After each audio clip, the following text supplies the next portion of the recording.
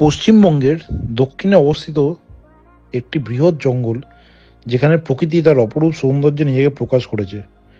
এটা হলো পৃথিবীর সব থেকে বড় ম্যানগ্রোভ বন, আর আমাদের সবার প্রিয়, সবার খুবই পরিচিত সুন্দরবন। এই সুন্দরবন বাংলা তথা ভারতের অন্যতম বিখ্যাত এবং ভয়ঙ্কর জঙ্গল। এখানে ঘুরে বেড়ায় রয়্যাল বেঙ্গল টাইগার, উড়ে আসে বিভিন্ন প্রজাতির পাখি এবং সমুদ্রের জলে ভেসে থাকে বিভিন্ন জলজ প্রাণী। সুন্দরবন শুধু তার প্রাকৃতিক সৌন্দর্যের জন্য নয়, এর পরিবেশগত গুরুত্বের জন্য অনন্য। এটি একদিকে আমাদের দেশের প্রাণবন্ত ঐতিহ্যের অংশ, অন্যদিকে পৃথিবী জুড়ে জীববৈচিত্র্য রক্ষায় এক অপরিহার্য ভূমিকা পালন করে। আজ আমরা আপনাদের সুন্দরবনের এই অপূর্ব পৃথিবীতে নিয়ে যাব, যেখানে প্রকৃতি ও মানবতার মধ্যে এক সুন্দর সম্পর্ক তৈরি হয়েছে। তাই এই পুরো ভিডিওটা একদম শেষ অবধি দেখুন, যেখানে আমরা আমাদের সাথে আপনাদের সুন্দরবন ভ্রমণ করাবো। ওখানে লঞ্চে করে কেমন করে ঘুরে বেড়ায়, কোথায় থাকা হয়, কীরকম কী খাবার দেয়, ওখানকার মানুষদের জীবনযাত্রা কেমন, ওদের সংস্কৃতির সাথে পরিচয় করাবো এবং আরও অনেক কিছু। আর সবথেকে গুরুত্বপূর্ণ প্রশ্ন, যে তার কি দেখা মিলল যার জন্য সুন্দরবনে ছুটে আসে এত হাজার হাজার লোক?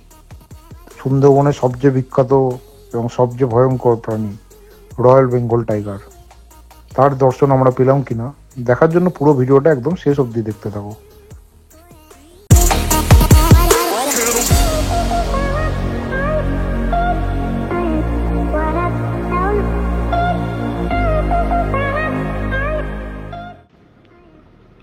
সুন্দরবন যাওয়ার জন্য আমরা গাড়ি করে ক্যানিং পেরিয়ে মাতলা নদীর উপর দিয়ে ব্রিজ ক্রস করে সোজা এগিয়ে চলেছিলাম গদখালির দিকে, এবং গদখালি থেকেই আমাদের লঞ্চ স্টার্ট হয়েছিল, যেটা আমাদের পুরো এই 3 দিনের সফরে সঙ্গী ছিল। তো hello guys, welcome back to my channel. আজকের ব্লগটা একটা স্পেশাল জায়গা থেকে। আজকে চলে এসেছি পশ্চিমবঙ্গের একটা অন্যতম গুরুত্বপূর্ণ জায়গা সুন্দরবন। তো আমরা চলে এসেছি এখানে, নিচে একটা জায়গা আছে যেখানে জিনিসপত্র রাখা ওয়াশরুম। ওপরটা হলো ওপেন ডেকটা, যেখানে আমরা বসি, এখানে পুরো চেয়ার পাতা। তো এটা হলো ওপরের ডেকটা, যেখানে বসে আমরা ভিউ এনজয় করতে করতে যাবো। এইরকম পুরো সামনে ভিউ। এটা বিদ্যাধরী নদী, আরো বিভিন্ন নদী আছে, মাতলাতেও দেখালাম। তো এই হলো সুন্দরবন।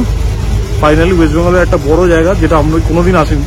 মানে একদম বাড়ি থেকে খুবই কাছে, ঠিক আছে, মানে 2-3 ঘন্টার ডিস্টেন্সে পৌঁছানো যায়। আর এটা কিন্তু ইন্ডিয়ার মোস্ট ডেঞ্জারাস ফরেস্ট, আর ওয়ার্ল্ডের নাম্বার 7 মোস্ট ডেঞ্জারাস ফরেস্ট, ঠিক আছে। যদিও ট্যুরিস্টদের যে জায়গায় ঘোরায় সেখানে ডেঞ্জারের মানে খুব একটা চান্স নেই, বাট অবভিয়াসলি রয়্যাল বেঙ্গল টাইগারের জঙ্গল, আর আমরা একদম তারই একদম সামনে চলে এসেছি। তো এটা একটা আলাদা এক্সাইটমেন্ট, যখন তখন যা ইচ্ছা হতে পারে। আর এটা পুরো ফ্যামিলি ট্রিপ। সন্ধ্যের দিকে আর রিসোর্টে থাকবো, যেটা পুরো জঙ্গলের মধ্যে। কেমন লাগবে ওটা দেখাচ্ছে না? আর বাবা মা ওখানে আছে, মাও বেশ মানে অনেকদিন পরে বেরিয়ে বেশ ভালো লাগছে। অনেকদিন পরে আমাদের একটা গোটা ফ্যামিলি পুরো ট্রিপ হচ্ছে 2019-এর পর, প্রায় মানে 4 বছর। কেন মাঝখানে অনেক কিছু ছিল, কোভিড ছিল, আরো অনেক রকম প্রবলেম ছিল, মার শরীর খারাপ ছিল। তো এখন ফাইনালি একটা ফ্যামিলি ট্রিপ হচ্ছে। আর মানে যা যা হবে তোমাদের দেখাতে থাকবো, পুরো দেখতে থাকো। যা যা এখানকার ভিউ পয়েন্ট আছে, আমাদের 2 দিনের প্ল্যান, 2 দিনে অনেকটাই কভার হবে সুন্দরবনে। মোটামুটি মেজরলি সবই কভার হয়ে যাবে। এবার কোড অঞ্চলে তো যেতে দেয় না, যতটা যা যাওয়া যায় সব তোমাদের দেখাতে থাকবো। আর কীভাবে কী করতে হয় সেগুলো তোমাদের বলে দেবো, কী কী এখানে ঘোরা যায়, পুরো ডিটেলসটা পেয়ে যাবে। ভিডিওটা পুরো শেষ অবধি দেখো। আর এখানে কিন্তু প্রচুর খাওয়া দাওয়া প্যাকেজ, প্রচুর, ঠিক আছে। আমরা যে এখানে যে প্যাকেজটা নিয়েছি সেটা কিন্তু দারুণ দারুণ খাবার আছে। তো ব্রেকফাস্ট থেকে শুরু হবে, তো সব কিছু হবে, তোমরা দেখতে থাকো। এগুলো হলো ওয়েলকাম ড্রিঙ্কস, নাচতে নাচতে। আর একটা গোলাপ ফুল দিয়েছে,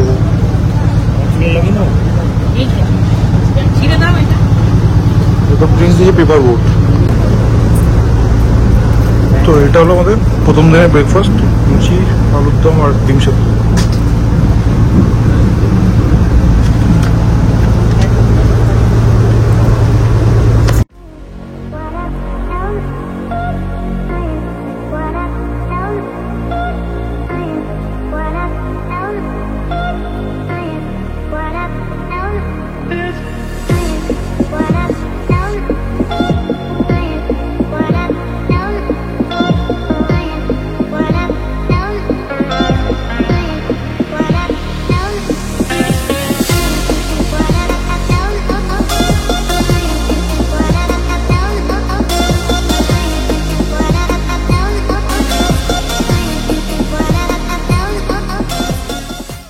তো আমরা এখন পৌঁছে গেছি গোসাবা।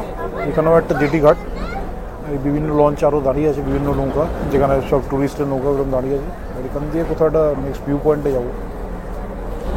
এই দেখো ম্যাঙ্গ্রোভ ফরেস্ট, যেটা আমরা দেখতে চাইছিলাম, যে ম্যাঙ্গ্রোভ ফরেস্ট এই এটা পুরো এই হলো সুন্দরবন, সুন্দরী গাছ।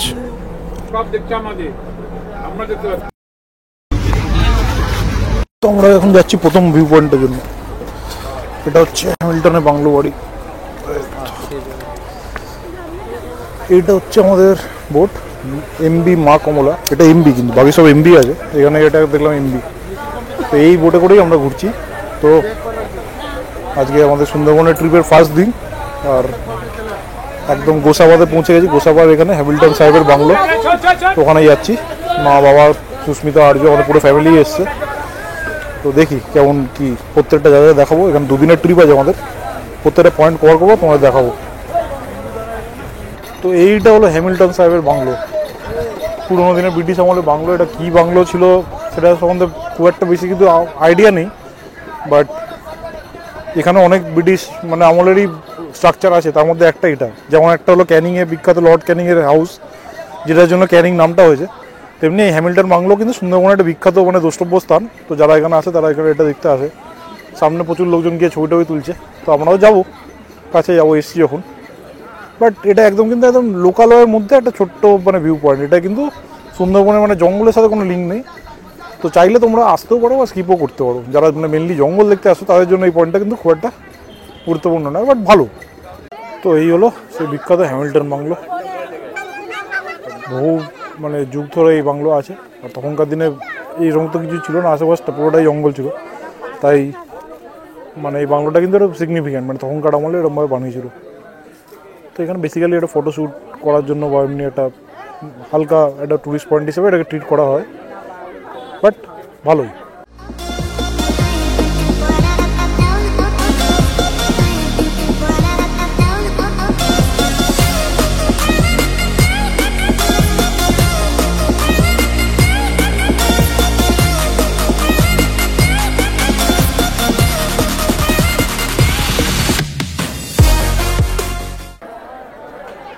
তো এটা হলো হ্যামিল্টন বাংলো রবীন্দ্রনাথ সাহেবের।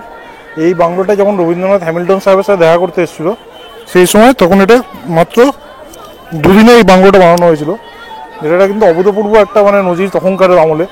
দুদিনে মোটামুটি অস্থায়ী একটা জায়গা বানিয়ে দিয়েছিল রবীন্দ্রনাথের জন্য। রবীন্দ্রনাথ এখানে ছিলেন দুদিন।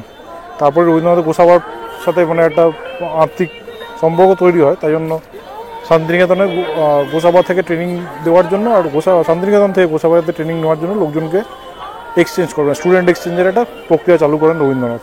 সমবায় আন্দোলনটার জন্য এখান থেকে অনেকটাই হেল্প পেয়েছিল। তো এই জায়গাটা পুরোটাই রবীন্দ্রনাথের স্মৃতি বিজড়িত। এই রবীন্দ্রনাথের মূর্তিও আছে, রবীন্দ্রসঙ্গীতও পাচ্ছে, আর এই হলো সেই বাংলো।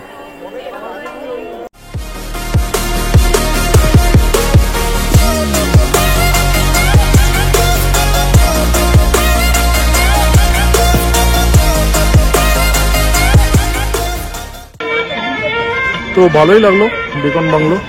ভেতরটা কিন্তু পুরো খালি, কিছু নেই, একদম পুরো মানে ব্ল্যাঙ্ক। জাস্ট খড়খড়ি তুলে তুলে লোকে দেখছে, জাস্ট এটা মানে দেখার মতো।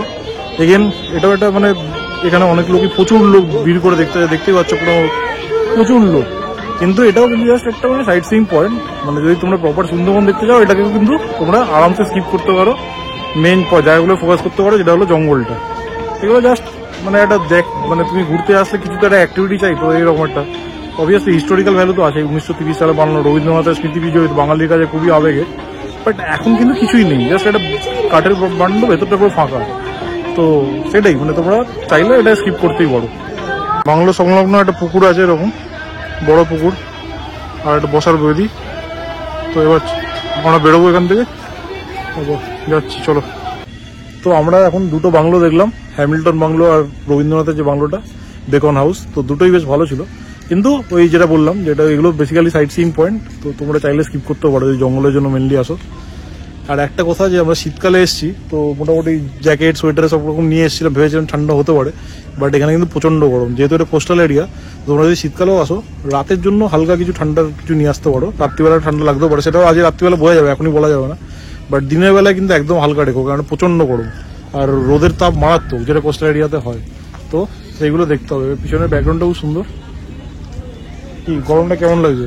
গরমটা লাগছে। তুমি তো আমাকে বলেছিলে কিছু নিতে না, করসুলগুলো আমরা নিচ্ছিলাম, তো আমাকে ও বললো যে করসুলগুলো নিস না, বিশাল গরম হবে। এবার আমরা ভোরবেলায় বেরিয়েছি, তার জন্য এই হাইনেক আর এই সোয়েটার নিয়ে নিয়েছি, বাট খুবই গরম লাগছে। তো শীতকালে কোস্টাল এরিয়াতে মানে সমুদ্র তো খুবই কাছে, তো হ্যাঁ গরম লাগছে আমাদের ভালোই। তো তোমরা মানে হালকা কিছু এনো আর এসেই ম্যাঙ্গো ফরেস্টটাকে এনজয় করো। চলো, আমাদের ওইদিকে ফেরিটা আছে, ওই আমাদের বোটটা ওখানে যাচ্ছে। চলো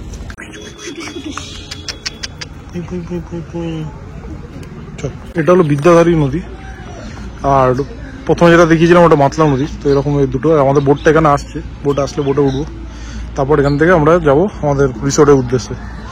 এইটা হলো গোসাবা সৎসঙ্গ বিহার, এখানে একটা বিশ্রাম করার জায়গাও আছে। এখান থেকে নেমে আমরা উঠবো। জায়গাটা এমনি সুন্দর, কিন্তু গরমটা প্রচন্ড বেশি। কি বলিস? লাঞ্চ হবে, এরপরে লাঞ্চ হবে আমাদের, কিন্তু ব্রেকফাস্টটা বেশ ভালোই ছিল, হেভি ব্রেকফাস্ট। লাঞ্চটা আশা করি ভালো হবে।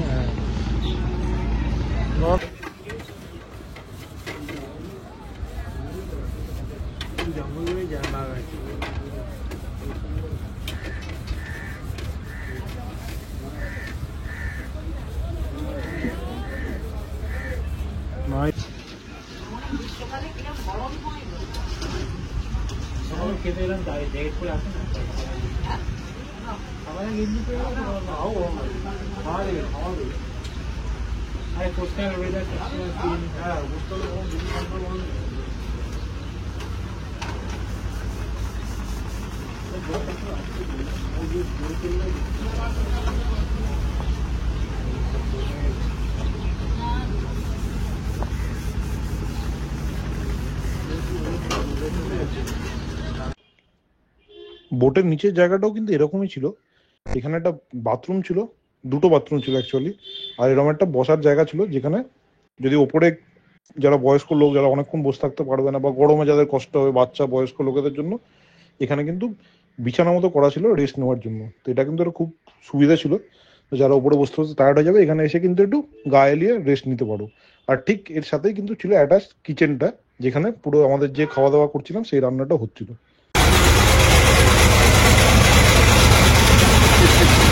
আমরা চলে এসেছি এখান থেকে সুন্দরবনের যে নতুন লঞ্চটার নিচটাতে এসে আমরা দেখছি ওনাদের কিচেনটা, কিছু রান্নাবান্না হচ্ছে, সব রান্নাবান্না দুপুরে রান্না প্রিপারেশন চলছে।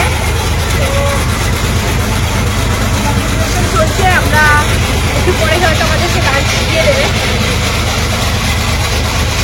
আলু ভাজা, ফুলকপি আলুর তরকারি, আর ভেটকি মাছের ঝাল, আর তোমার চাটনি, পাঁপড়, আর চিংড়ি মাছের মালাইকারি। আর আপনারা খেয়ে খুশি হন, আপনাদের খুশি করার জন্য রান্না করছি। যদি আনন্দ পান তাহলে আমাদের খুশি হবে, আর কিছু না।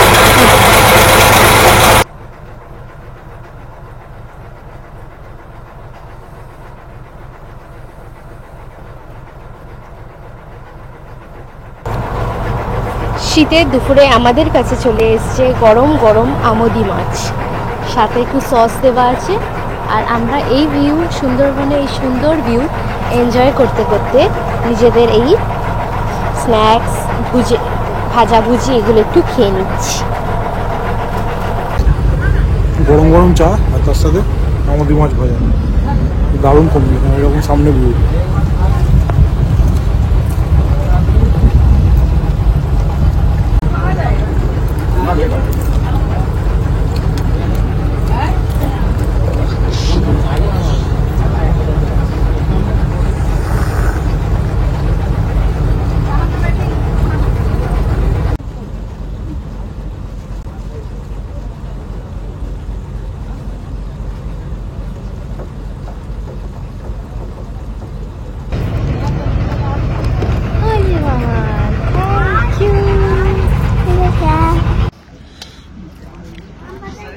চলে এসছে হলো চিংড়ি মালাইকারি। তো সবজির সাথে ননভেজ আইটেম ফার্স্ট হলো চিংড়ি মালাইকারি, এরপর একটা মাছের কালিয়াও আছে, এটা হচ্ছে ভেটকি কালিয়া। তাহলে চিংড়ি ভেটকি সবই আছে। সুন্দর খাওয়া, খেয়ে নি, তার খেয়ে আবার কথা হচ্ছে। তো আমাদের এখন খাওয়া দাওয়া শেষ, আমরা এখানে দাঁড়িয়ে একটু টাইম পাস করছি, কেননা যতক্ষণ না খাবারটা বাকিদের সবার খাওয়া শেষ হবে তখন বোটটা ছাড়বে না। আর একদম দাঁড়িয়ে আছি দেখো পুরো ম্যানগ্রোভ ফরেস্টের সামনে, আর দূরে পুরো মাতলা নদী, বিদ্যাধরী নদী সব মিলে যাচ্ছে বড় একটা। আর ওই সাইডটা যে ওই দূরে ওগুলো, ওই দিকটা হচ্ছে কিন্তু অরিজিনাল মানে ডেন্স জঙ্গলটা, কোর এরিয়াটা। তো ওখানে পুরোটা তো ভেতরে ঢুকলে তো একদম পুরো একদম ডেঞ্জার, ওখানে বাঘ ফাঘ তো আছেই। আর আমাদের সেটা তো ঢোকায় না, নর্মাল টুরিস্টদের পারমিশন দেয় না, বাইরে দিয়ে ঘোরাবে, যেটা তোমরা দেখতে পাবে। তো চেষ্টা করছি একটাই ব্লগে তোমাদের সব দেখিয়ে দেওয়ার, ঠিক আছে, কেননা আজকে সেরকম কিছু দেখানো হয়নি। তো দ্বিতীয় দিনের পর্বটাও দেখতে পাবে, তো তোমরা পুরো শেষ অবধি দেখতে থাকো। সুন্দরবনে কী কী আছে সব কিছু ডিটেলসে দেখাতে থাকবো, আর মানে কী কী দেখানো, ট্যুরিস্টদের জন্য কী কী দেখার অপশান আছে, আর মানে তার থেকেও যদি বেটার কিছু দেখতে হয় কীভাবে সেটা করা যেতে পারে, সেগুলো সব খবর তোমাদের দিয়ে থাকবো। তাই পুরোটা শেষ অবধি দেখো। তো আমরা এখন খানিকক্ষণ এই ম্যানগ্রোভের এখানে দাঁড়িয়ে এনজয় করে এরপর চলে যাবো রিসোর্টের দিকে। কিন্তু জল কিন্তু বাড়ছে আস্তে আস্তে, জলে ধাক্কা মারছে। তো এই ম্যানগ্রোভগুলো কতটা ইম্পর্টেন্ট, এদের রুটগুলো তোমরা জানো যে আমরা ছোটোবেলায় পড়েছি জিওগ্রাফিতে, ম্যানগ্রোভের রুট পুরো মানে ওপর দিকে থাকে। আর ম্যানগ্রোভ কিন্তু মেনলি আমাদের পুরো ওয়েস্ট বেঙ্গলকে, কলকাতাকে সাইক্লোন বা এই যেগুলো আসে সেগুলো এফেক্ট থেকে কিন্তু বাঁচায় কিন্তু ম্যানগ্রোভই মেনলি। তো ম্যানগ্রোভ খুব ইম্পর্টেন্ট। তো সেটা ডিফরেস্টেশন আটকানোর অনেক চেষ্টা চলছে, তো মানে সবাইকে সচেতন হওয়া উচিত। এটাকে এই এলাকার মানে বায়োডাইভার্সিটিটা একদমই নষ্ট করা উচিত না, এটা খুব ইম্পর্টেন্ট।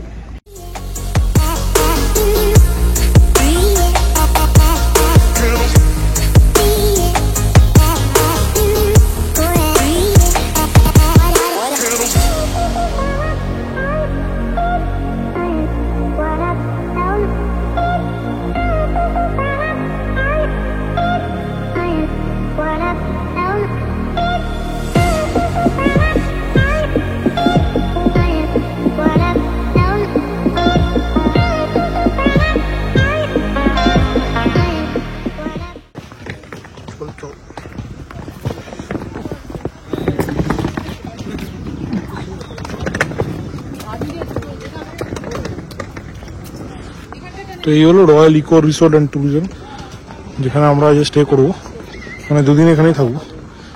এটা হলো রাত্রিবাসের জায়গাটা, এটা একটা আইল্যান্ডের মধ্যে, এখানে কিন্তু লোকাল হয়, এটা এখানে জঙ্গলের ব্যাপার নেই। তো এখানে আমরা যাচ্ছি, ভেতরে গিয়ে দেখাচ্ছি কেমন রুম বা কিরকম কি ব্যবস্থা এখানে। এই যে এটা হচ্ছে গিয়ে আমাদের দুটো রুম পাশাপাশি একদম আছে, পাশাপাশি দুটো রুম, দুটো রুমই খুব বড় আর ভালোই স্পেস আছে।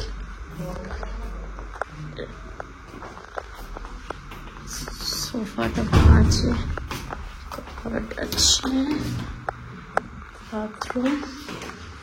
বাথরুমে মনে হচ্ছে পরিষ্কারই হবে, হ্যাঁ বাথরুমে ভালোই পরিষ্কার আছে। তো আর এই রুমটা গিজারের ব্যবস্থা নেই না, ঠান্ডা থাকলে চান করার সমস্যা, যে জায়গায় ঠান্ডা নেই ওই জন্য অতটা চান হবে না। তা বলে কি তুমি স্নান করবে না? এসি আছে, গরমকালে এসি আছে, হ্যাঁ বসে আড্ডা ভালো করে অনেক অনেক। বাড়িটা কিন্তু মানে রুমটা খুবই ভালো আছে, এখানে বেলকনি টাইপের আছে, নিজস্ব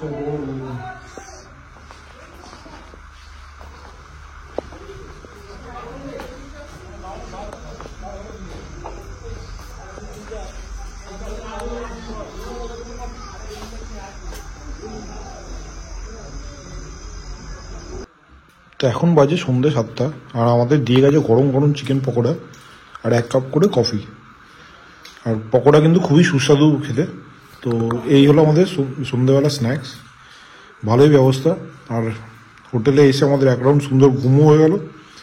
সন্ধ্যেবেলা স্ন্যাক্স খেয়ে একটু রিফ্রেশিং, তারপরে আবার খুব তাড়াতাড়িও ডিনার হবে। আর মাঝখানে কী হয় দেখি।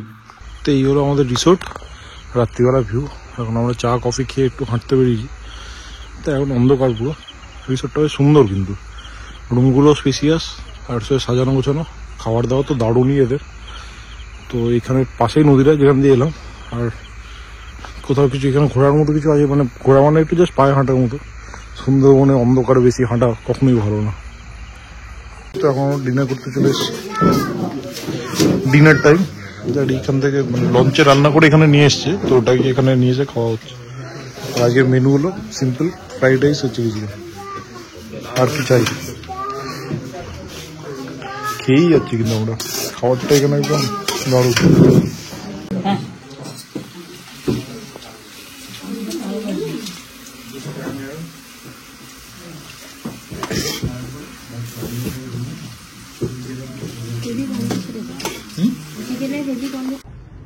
তো এই ছিল আমাদের সুন্দরবনের ডে 1 ব্লগ। তো আশা করি তোমাদের ভালো লাগলো। ভেবেছিলাম পুরো ভিডিওটাই মানে একটা ব্লগেই শেষ করব, কিন্তু অনেকটাই বড় হয়ে যাচ্ছে, তাই জন্য সেটা করলাম না।